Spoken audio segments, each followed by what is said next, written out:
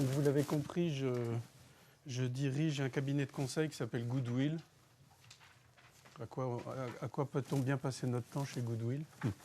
À essayer de mesurer du goodwill. Comment on active le truc là? Voilà. Merci beaucoup. Voilà. Et donc effectivement, vous voyez sur le premier transparent l'Observatoire de l'immatériel. Alors j'espère que dans 20 minutes, au moins 80% de la salle viendra adhérer à l'Observatoire de l'immatériel pour effectivement participer à un travail qu'on réalise avec Anne, puisque Anne est membre de l'Observatoire et qu'on essaie effectivement à la fois de promouvoir la mesure du capital immatériel en France et puis aussi de progresser dans les méthodes de mesure. Et vous avez vu, comme l'a dit Anne, qu'il y a dans ce domaine-là petite séance d'essayage. Voilà, qu'il y a dans ce domaine-là effectivement encore beaucoup de travaux de recherche à réaliser. C'est bien, vous inquiétez pas. Ça va le faire. Voilà. Je vais commencer par faire un tout petit schéma. C'est juste, j'avais pas prévu de faire un schéma, bien sûr. Mais c'est juste pour expliquer si on me donne un quoi? Il y en a où ça? Ah oui, très bien. Ah bah je peux le faire là. Bon. Voilà. Donc, est-ce que ça s'efface ce truc? J'espère pour eux. Donc voilà, en très simple, la valeur de votre entreprise, ce que je vais vous raconter est à 103% aligné sur ce que vous a présenté Anne. Voilà, je vais essayer de présenter moi mon travail, et le sien d'ailleurs aussi, puisqu'on travaille ensemble, dans la complémentarité de ce qu'elle a présenté en matière de normes comptables. Voilà. Vous avez compris qu'il y a une valeur d'entreprise, qui est effectivement quelque chose qui, à un moment donné, va rencontrer la loi de l'offre et de la demande sur le marché financier, ou bien dans le non-coté, quand une entreprise est rachetée par une autre entreprise, on définit ce qu'on appelle une valeur. Voilà, avec des guillemets sur la notion de valeur. Et puis, il y a une autre notion, qui est une notion que Anne a parfaitement bien présentée, qui est la valeur comptable. Et la valeur comptable, c'est quelque chose qui est normé, qui répond à des référentiels. La comptabilité se cherche, Anne l'a parfaitement présenté, depuis l'origine. C'est-à-dire depuis à peu près 500 ans, la comptabilité en partie double a commencé à apparaître à peu près il y a 500 ans chez des marchands en Italie. Et depuis 500 ans, on réfléchit à qu'est-ce qu'on va définir comme la valeur d'une entreprise. Voilà. Et on a un principe de prudence, effectivement, en comptabilité, qui fait que tout ce qui peut constituer la valeur d'une entreprise ne sera pas pris en compte. Comptablement, on essaye de ne prendre en compte que les éléments de valeur qui sont relativement stables. Voilà. Donc ce sont les éléments stables qu'on met dans la valeur comptable. Et puis ce que l'on voit apparaître, notamment au travers des IFRS, c'est que le monde bouge, l'économie change et que le comptable se dit, gratte, il va falloir que je peut-être reconnaisse un certain nombre d'éléments nouveaux que je ne reconnaissais pas par ailleurs. Et nous voyons donc apparaître en IFRS des éléments qui ont tendance à venir récupérer de la valeur qui jusqu'à là n'était pas reconnue par la valeur, dans la valeur comptable, par exemple en comptabilité française. Voilà. Hein? Donc on se cherche. Et si on regarde effectivement la recherche future, on peut imaginer que dans le futur, on va continuer de reconnaître des éléments en comptabilité qui aujourd'hui ne sont pas reconnus, comme par exemple le capital humain.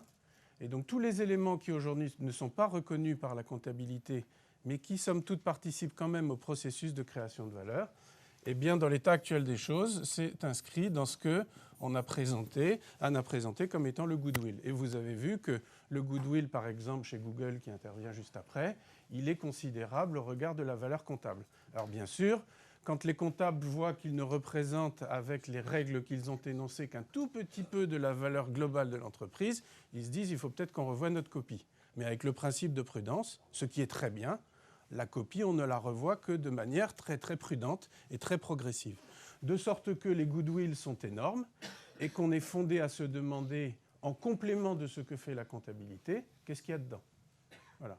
Et donc moi, mon boulot, effectivement, c'est d'explorer le goodwill inexpliqué, le goodwill dit résiduel, qui dans certains cas de figure est un énorme résidu. Voilà. Vous l'avez vu effectivement avec Google tout à l'heure. Voilà, donc je vais repasser très vite sur... Ah, c'est là que ça s'affiche. Ouais, du coup, je n'ai pas eu besoin de ça. Je repasse très vite sur des notions qui ont déjà été largement expliquées. L'entreprise vaut ses profits futurs. L'année dernière, cette année, je ne sais pas, l'année dernière, les PME en Europe se sont valorisées à peu près à 7 fois l'excédent brut d'exploitation moins l'endettement.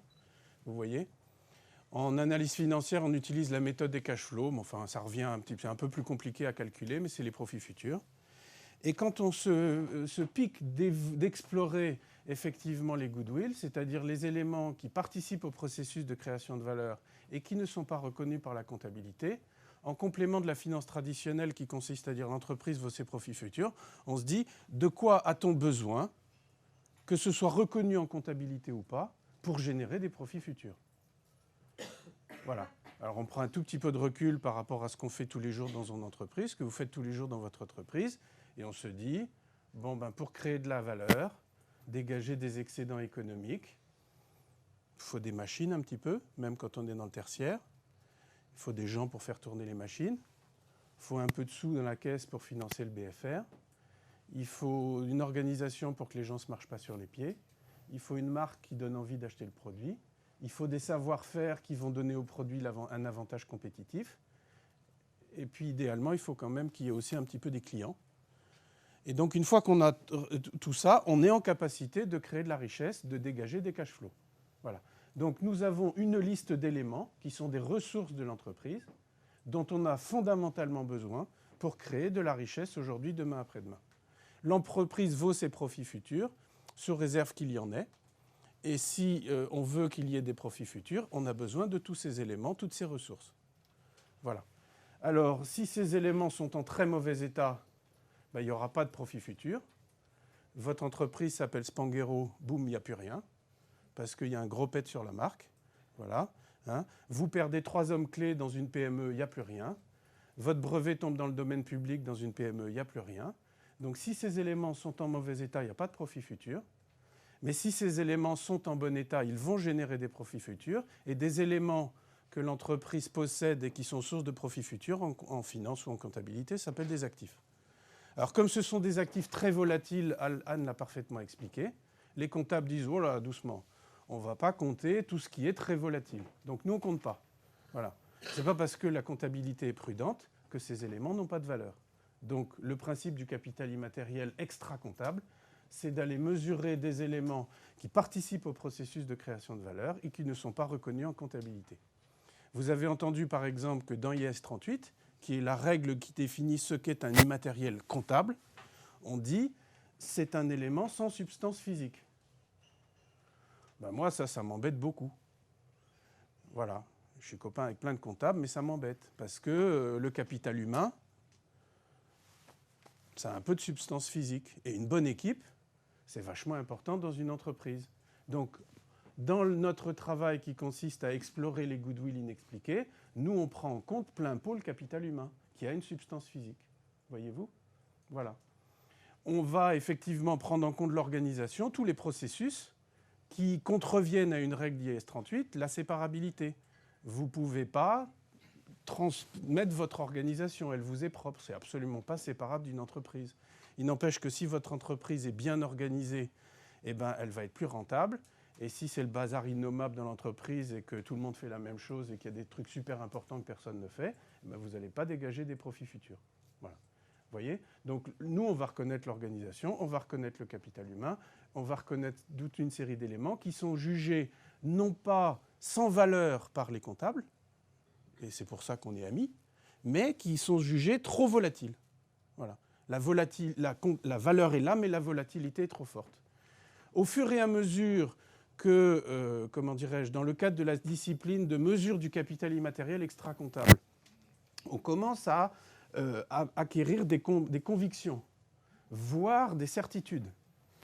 Et finalement, on arrive à démontrer que le capital humain, ce n'est pas plus volatile qu'une machine. Voilà. Ou bien que la marque, ce n'est pas plus volatile que du stock, etc., etc.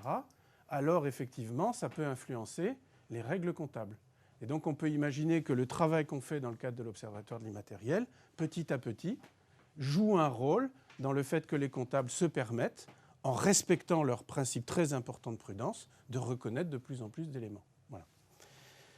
Alors vous pouvez dire la chose avec une autre manière un peu plus imagée. Vous voyez, la valeur de votre entreprise, c'est 3 phases, comme les 3 états de la matière, du solide, du liquide et du gaz. Voilà. Tout ça, ça génère les profits futurs.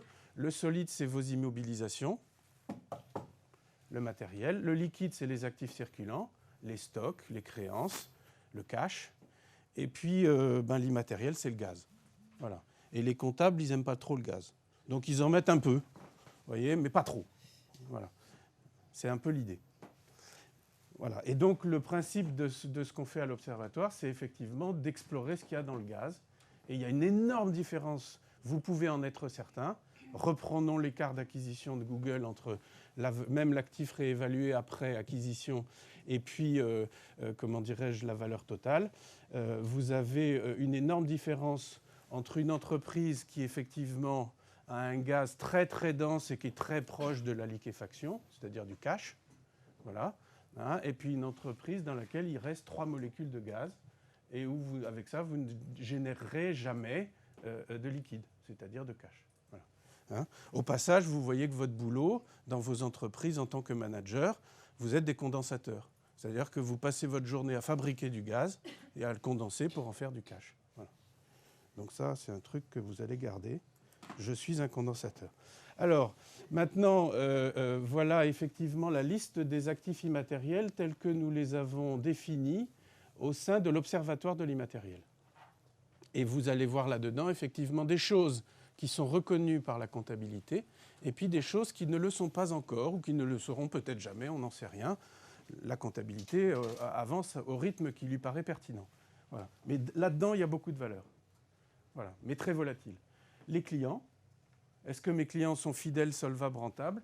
Les collaborateurs, est-ce que mes collaborateurs sont compétents, motivés, fidèles à l'entreprise ? Le turnover, ça coûte très cher. Les processus, est-ce qu'ils sont optimisés ? Le système d'information, le capital de savoir-faire, avec là-dedans des éléments qui peuvent être brevetés ou pas. La marque, bien sûr, on en parle beaucoup de la marque. Tous les partenaires avec qui on co-crée de la richesse, qui sont donc une ressource fragile, parce qu'un partenaire, ça vient, ça va, mais quand on en a un bon, il vaut mieux le garder, parce qu'il nous aide à créer de la valeur. Les actionnaires, alors les actionnaires, bien sûr, vous allez me dire, au bilan, quand même, on voit des trucs qui viennent des actionnaires, c'est-à-dire les mises de fonds à l'origine, qui permettent d'acheter les autres actifs. Voilà. Mais on est d'accord là-dessus. Ce que vous ne voyez pas au bilan, c'est l'actionnaire, personne physique ou morale. Si vous avez un actionnaire qui est de bon conseil, qui est patient, qui est un bon ambassadeur de votre entreprise, tout ça, ça vaut une fortune. Ça n'apparaît nulle part. Voilà. Et puis, les ressources externes à l'entreprise, par exemple, la ressource territoriale. Vous voyez, c'est plus facile de développer un business en ce moment à Paris que, mettons, à Damas, quoi. Hein, enfin, vous allez me dire, ça dépend du business. Mais en moyenne, c'est quand même plus facile à Paris parce qu'il y a plus d'infrastructures, d'écoles de management prestigieuses, etc., etc. Voilà. Bon, alors pourquoi est-ce qu'on parle de tout ça aujourd'hui ? Parce que ça pèse très lourd. Hein. Selon le ministère de l'économie et des finances, tous les ans en France, quand on investit 1 euro dans le matériel, on investit 2 euros dans les marques, la formation, les logiciels, la recherche, etc. etc. Voilà. Et selon la Banque mondiale, qui a publié une étude sur les économies des différents pays, l'économie française est immatérielle à 86%. Dans mon cabinet Goodwill Management, on vient de finir l'évaluation du capital immatériel de la ville de Rennes et on trouve 80% d'immatériel, 20% de matériel et de foncier. Voilà. Et on vient de finir à la demande de l'EPADESA l'évaluation du capital immatériel de la Défense. J'ai présenté ça au CIMI la semaine dernière. On est dans les mêmes ratios. Voilà. Donc que ce soit pour une entreprise ou pour un territoire, on a des poids de l'immatériel qui sont considérables. Ici, vous allez voir très rapidement, et ça ne fera que confirmer tout ce que vous a dit Anne précédemment, effectivement, l'importance de l'immatériel, l'importance de la valeur gazeuse dans les entreprises. Là, c'est un cabinet bien connu du monde de la finance, s'appelle Ricol Lasteri, qui tous les ans prend toutes les boîtes du CAC 40 et en fait une seule. Boum, l'entreprise CAC 40. Fin 2006, l'entreprise CAC 40 avait une valeur boursière de 1200 milliards. Avait une valeur comptable de 600 milliards. Donc le goodwill extra-comptable, en analyse financière classique des profits futurs. En analyse de l'immatériel, vous avez là des éléments qui participent à la création de profits futurs que la comptabilité ne reconnaît pas. Les clients, les hommes, l'organisation, les partenaires, etc. Vous voyez qu'il y a déjà plus de goodwill extra-comptable que de valeur comptable. Et puis après, on met le nez dans la valeur comptable. On voit qu'il y a 254 milliards de goodwill résiduel. Donc ça, vous avez compris tout à l'heure dans ce que vous a dit Anne, vous rachetez une boîte, vous payez un écart d'acquisition, vous le mettez à votre actif à vous. Qu'est-ce que c'est? C'est l'immatériel que vous avez racheté, de la boîte que vous avez rachetée. 170 milliards d'incorporels, des frais de recherche, des fichiers clients, de la R&D, des tas de trucs que vous avez rachetés. Et puis, alors c'est ça qu'il faut retenir, 185 milliards d'actifs matériels et financiers, c'est-à-dire 15% du total. Le solide et le liquide, ça fait 15% du total et tout le reste, c'est du gaz, 85% de gaz. Voilà. Et puis là, on est rentré dans la crise financière, on s'en souvient bien, d'accord? Mais même dans la crise financière, on n'a que 22% de solide et de liquide, même si le goodwill extra-comptable a fondu, on a quand même 78% de gaz. Voilà. Donc, morale de l'histoire, personne n'a rien mesuré au titre ici des immatériels, extra-comptable tout au moins, mais qu'on soit en période de crise ou en période d'expansion économique, on a un poids de l'immatériel qui est énorme.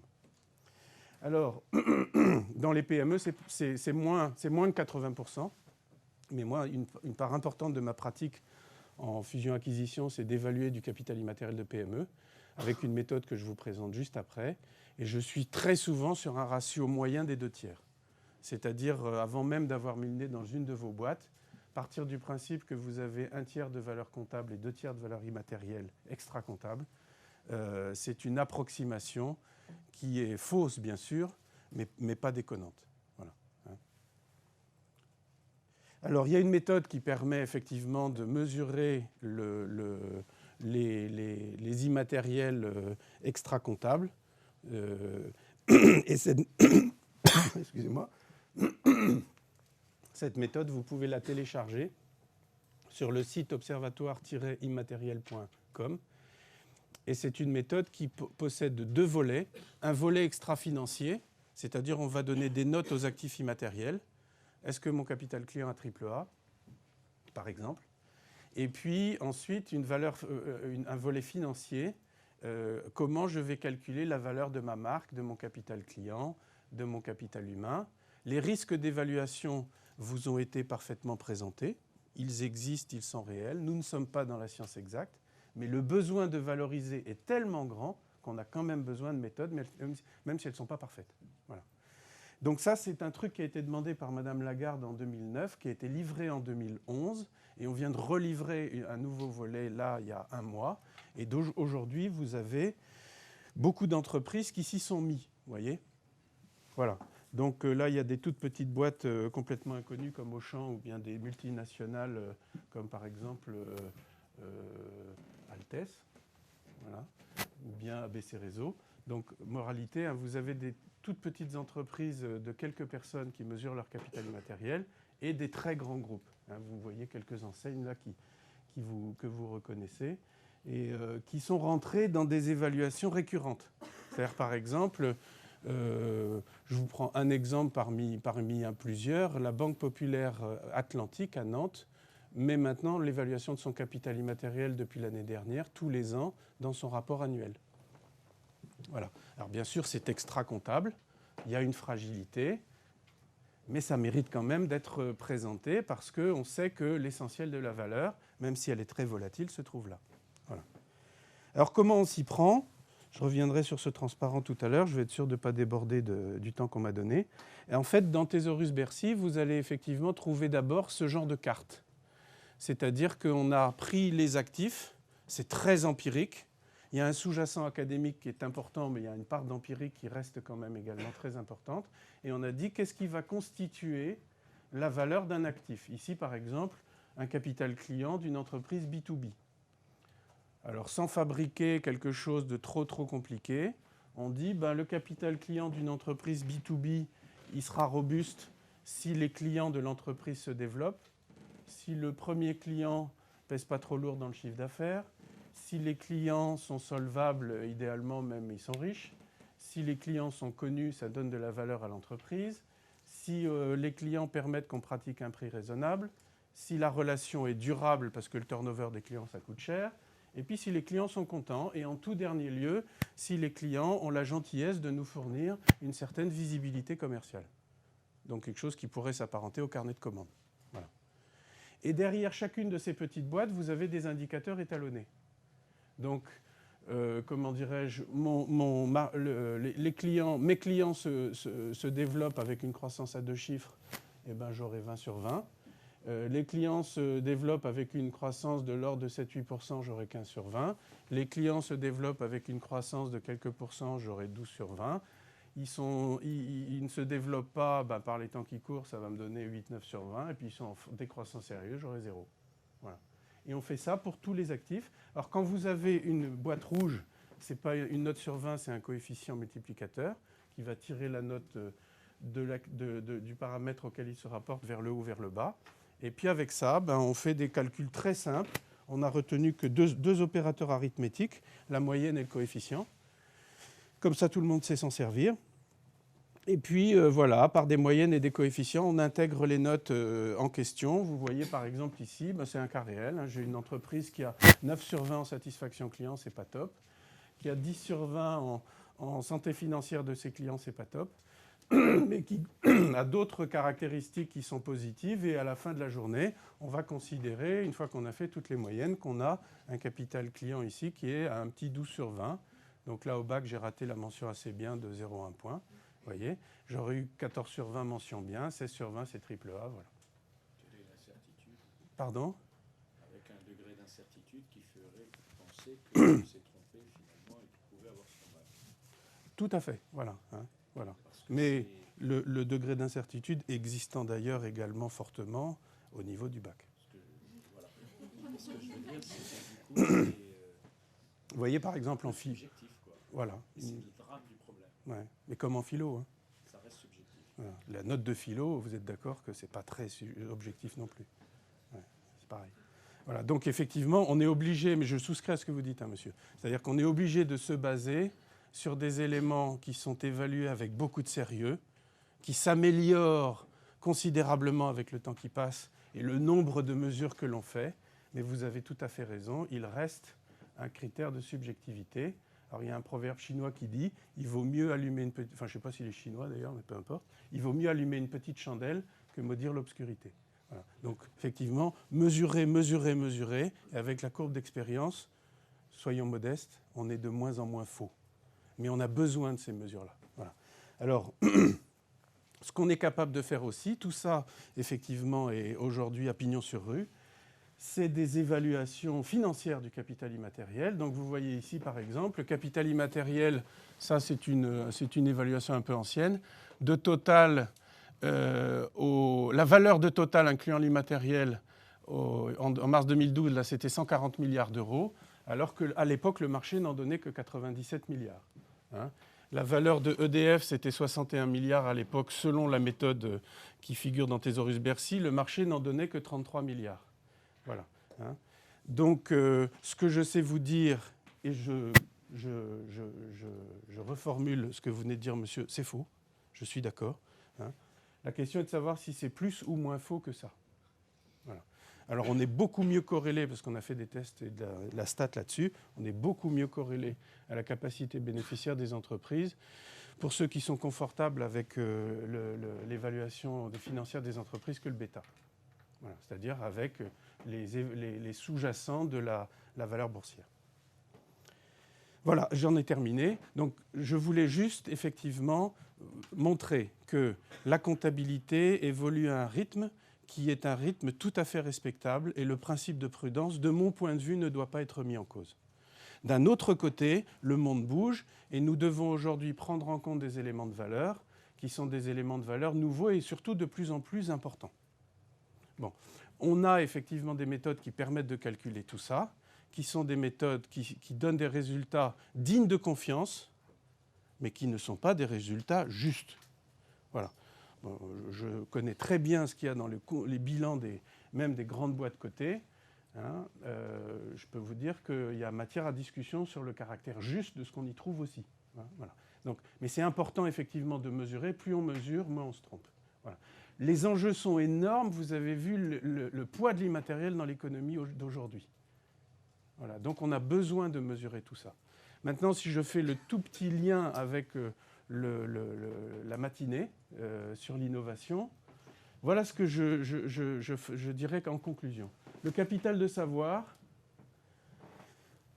c'est-à-dire tous vos facteurs, tout votre avantage compétitif, c'est immatériel. Hein, ça, c'est quelque chose de très important. Aujourd'hui, chez Goodwill, on mesure le capital immatériel d'immeubles. Qu'est-ce qu'il y a de plus matériel qu'un immeuble ? Bon, ben, en fait, on arrive à montrer qu'à la fin de la journée, vous avez investi 100 millions dans un immeuble ou 10 millions dans un immeuble, ben, il ne vaut pas 10 millions. Il vaut 9, 8 ou 15. Voilà. Ça, donc il y a une part de l'immatériel, y compris dans le matériel, qui est énorme.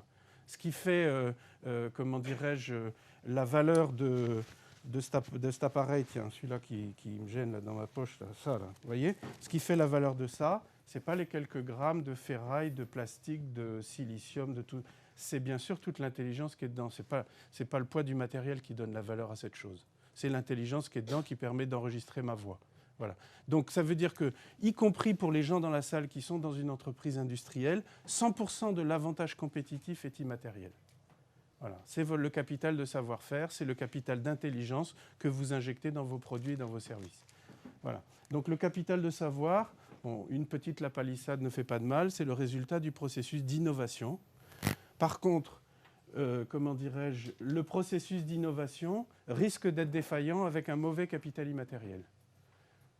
C'est-à-dire que si vous avez des clients très exigeants, par exemple, qui vous mettent en permanence l'épée dans les reins pour innover, bon, ben ça, c'est un élément positif qui va générer de l'innovation. Votre capital client vous aide à produire de l'innovation. Si vous avez des collaborateurs très créatifs, ça va être bon pour votre processus d'innovation. Si vous avez la réputation d'innover, ben en permanence, on va venir de vous dire, alors vous faites quoi de nouveau chez Apple là, la dernière version, ça fait longtemps qu'elle est sortie, il faudrait un petit peu vous activer, etc. Vous voyez ce que je veux dire ? Donc tous les immatériels participent au processus d'innovation. Et donc c'est le sous-jacent, c'est la fondation du processus d'innovation. Voilà. Et donc effectivement, innover sans un bon capital immatériel, au sens le plus large du terme dans une entreprise, de mon point de vue, c'est une prise de risque. Voilà. Donc je ne prendrai pas l'innovation comme un sujet tout seul. Je dirais, il y a l'innovation, il faut travailler sur l'innovation, et il faut s'assurer que tout l'environnement de l'innovation qui est l'immatériel est également parfaitement au point. Voilà. Je vous remercie.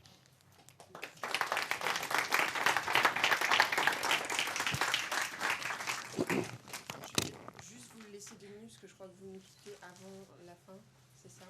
Oui, je ne vais pas pouvoir rester toute la matinée. Exceptionnellement, et ça fera, je suis certaine, plaisir à monsieur. On va juste prendre quelques questions, parce que monsieur Fustek ne peut pas rester avec nous jusqu'à la fin. Donc, on va commencer. Exceptionnellement, je vais vous le remettre. Ah bah, mais on va... Ce sera plus esthétique. D'accord. On peut laisser là. Non, on ne va pas entendre sinon. On sera embêté. Ouais, d'accord. Vous mettez dans votre poche. D'accord. Merci. J'ai juste une question sur l'écart entre la comptabilité et la valeur. Et je vais prendre un exemple qui précisément n'est pas un exemple matériel, mais un exemple matériel, pour bien montrer que cet écart n'est pas lié à l'immatériel, mais il est lié à la comptabilité. Dans le cas des compagnies pétrolières, l'essentiel de leur actif, c'est-à-dire leur réserve, n'est pas au bilan. C'est-à-dire que ce qui fait toute la valeur d'une entreprise, ce n'est pas au bilan. Et ça, c'est quand même assez surprenant.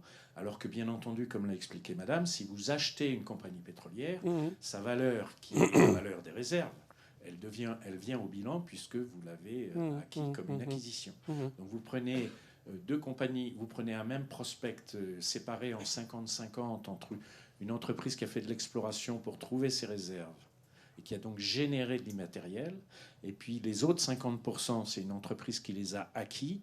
Vous avez un écart comptable de valorisation qui est gigantesque, et c'est pas de l'immatériel. Donc déjà, le problème de la comptabilité existe indépendamment de l'immatériel. Alors vous imaginez ce que ça peut être quand on rajoute l'immatériel là-dedans. Et cette valeur comptable, elle change tous les ans au 31 décembre avec le prix du brut, puisqu'on est obligé de faire des ceiling tests pour vérifier comment est le cash flow actualisé sur la base du prix du 31 décembre de cette valeur de réserve qui n'est pas au bilan. Donc, tous les 31 décembre, il faut soit passer des provisions positives ou négatives, ce qui change drastiquement suivant que le prix du brut est... Je rappelle qu'il a quand même varié de $10 à $148. Hein. Voilà. Et tout ça, ce n'est pas de l'immatériel. Donc, quand on rajoute l'immatériel là-dedans, ben, on ne sait plus de quoi on parle. Si vous le dites. Et du coup, comme vous le dites, il va falloir mesurer pour savoir. Et je vais me permettre une citation, puisque vous l'avez fait une citation. Einstein disait « On n'aborde pas les problèmes du futur avec les outils du passé ». Et c'est ça le problème réel de la comptabilité et de l'immatériel. Parce que ce que vous nous avez expliqué très justement, c'est qu'on met des rustines sans arrêt sur les méthodes anciennes, quelque part.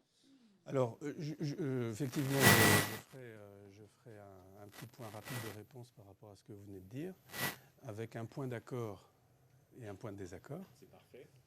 Un point d'accord, c'est que je souscris à ce que vous venez de dire sur effectivement les éléments matériels qui ne sont pas de comptabilité et qui peuvent faire varier la valeur du tout au tout, et notamment les réserves minières ou de gisements d'hydrocarbures pour les énergéticiens. Il n'y a pas de débat là-dessus. Enfin, j'ai rien à dire avec ça là-dessus. Voilà. Bon. Ça n'est pas pour moi un argument qui justifierait qu'on ne mesure pas l'immatériel dans une économie qui est massivement immatérielle. Lorsque j'évalue la valeur d'un territoire, et je dis « je » parce que je le fais depuis assez peu de temps, mais avant moi, des économistes du meilleur niveau mondial l'ont fait à la Banque mondiale. Qu'est-ce qu'on mesure ? On mesure le foncier, on mesure la valeur du sous-sol au cours actuel des prix des matières premières, on mesure le bâti et on mesure l'immatériel. Et quand on a mesuré tout ça, et qu'on a fait attention, alors qu'on s'est trompé à chaque ligne bien sûr, mais qu'on a quand même fait attention, eh bien on arrive à une valeur immatérielle qui est de l'ordre de 70 à 80% du total. Voilà. Et donc, à nouveau, on peut très bien dire, votre méthode pour calculer l'immatériel, elle a beaucoup de points de fragilité. D'accord. Mais quand vous avez fait un travail extrêmement sérieux, baqué par des travaux académiques du meilleur niveau, et que vous arrivez à un résultat comme celui-ci, même s'il est faux, comment dirais-je, vous ne pouvez pas le rayer d'un trait de plume. Vous voyez ce que je veux dire ? Voilà. Hein, parce que tout accepter, encore une autre citation, je ne sais pas de qui elle est, peu importe, hein, tout accepter et tout refuser, ce sont deux façons de ne pas réfléchir. Parce que là, on a quand même un énorme gisement de valeur. Que vous le preniez par l'aile nord ou l'aile sud, à chaque fois vous retombez à peu près sur vos pieds. On sait qu'on n'est pas dans la vérité, mais on a fait quand même un pas modeste en direction de la lumière. Voilà. Vous voyez ce que je veux dire ? Donc je suis d'accord avec vous sur le début, et puis beaucoup moins sur la fin. Alors, juste un mot de plus, si vous me permettez. Je pense qu'il y a d'autres questions. Je risque d'être iconoclaste, mais le véritable immatériel, c'est-à-dire le sous-jacent, qui Je fais rien, je parle. que en fait vous constatez, n'est-ce pas ? Il n'est pas pris en compte. Et c'est ça, et c'est sur ce sujet-là que la recherche travaille, c'est d'essayer de mesurer, puisque vous l'avez dit, c'est de mesurer d'une façon un peu objective le sous-jacent de cet immatériel pour faire ressortir l'immatériel d'une façon concrète, cette fois-ci, dans la comptabilité. Parce qu'autrement, on est toujours dans ce débat... Mais moi, mon combat n'est pas de mettre des choses dans la compta. La compta avance à son rythme, ça me va très bien. Et moi, j'essaye d'apporter, enfin je dis je ne devrais pas, nous essayons, et nous sommes une large communauté, nous essayons d'apporter les éléments qui préfigurent peut-être ce que sera la comptabilité de demain. Oui, une simple question. Connaissez-vous et utilisez-vous le référentiel EFQM, reconnu par l'Union européenne, le référentiel Broadridge, reconnu par la NASA et le Pentagone, et le référentiel de l'excellence allemande? Alors, comment dirais-je, celui du milieu, je ne le connais pas.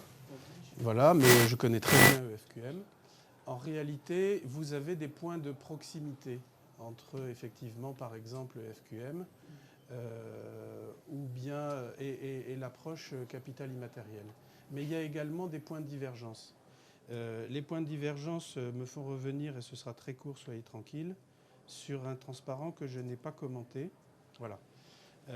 Si vous revenez aux fondamentaux de l'école économique classique, pour créer de la richesse, il faut du capital et du savoir.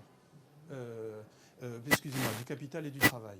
Voilà. Avec le capital, vous achetez des actifs, et puis avec le travail, vous convertissez les actifs en éléments qui ont plus de valeur. Voilà. Hein. Donc, vous voyez le petit schéma, là. Hein. Je suis un ouvrier, j'ai un bon métier à tisser, je pédale devant, j'ai créé de la richesse, c'est-à-dire une belle pièce de tissu. Voilà. Le capital immatériel se centre, en tout cas tel qu'il est conçu, au sein de l'Observatoire et plus globalement, d'une certaine manière, selon un peu l'école française de l'immatériel, le capital immatériel se centre sur les éléments que l'entreprise possède, c'est-à-dire sur des actifs, et non pas sur des actions. Voilà. Hein. C'est-à-dire que, par exemple, lorsqu'on évalue, nous, pour reconnaître les actifs qui sont dans la liste que j'ai présentée tout à l'heure, on a pris IAS 38, puis on a traficoté dedans, on a enlevé des trucs qui nous embêtaient, mais on est très proche de IAS 38 pour reconnaître des actifs. Voilà. EFQM, c'est un référentiel de management de la qualité. Et Pas que de la qualité. Enfin, en tout cas, c'est comme ça que je le positionne, si vous voulez. Et, comment dirais-je, la qualité vous permet de définir effectivement des plans d'action. Des plans d'action, des plans d'amélioration. Et non pas de reconnaître des actifs. Voilà. Vous voyez ce que je veux dire? Par exemple, dans la manière d'évaluer l'immatériel tel qu'elle est présentée ici, je vais comptabiliser un portefeuille de contrats. Ça, c'est un actif. Je ne prendrai jamais en compte un plan d'action commercial. Quand bien même, au travers du FQM, il aura été optimisé dans tous les sens. Parce que là, je suis sur de l'action et non pas sur de l'actif. Et l'action, il est, alors là, en ceci, nous sommes totalement cohérents avec les principes de prudence comptable. L'action n'a pas de valeur. C'est l'actif qui en a, c'est-à-dire le résultat. Si j'évalue votre capital humain, je vais évaluer votre équipe.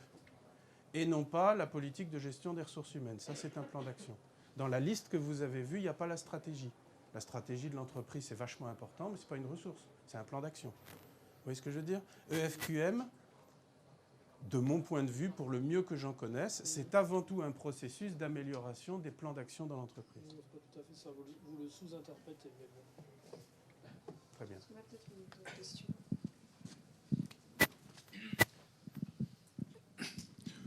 Bonjour, peut-être pour préciser ce point qui est tout à fait intéressant, est-ce que l'utilisation des outils de travail collaboratif fait partie de votre évaluation? Parce que là, on est dans le concret, et ça change complètement la façon de travailler des gens, en fait. Bien sûr, bien sûr.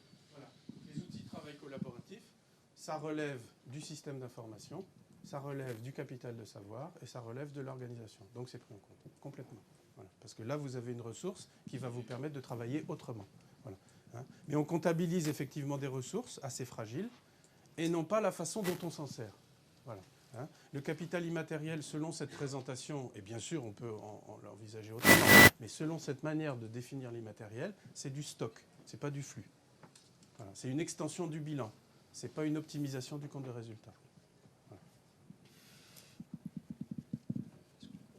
On peut vous libérer. Merci. Merci beaucoup.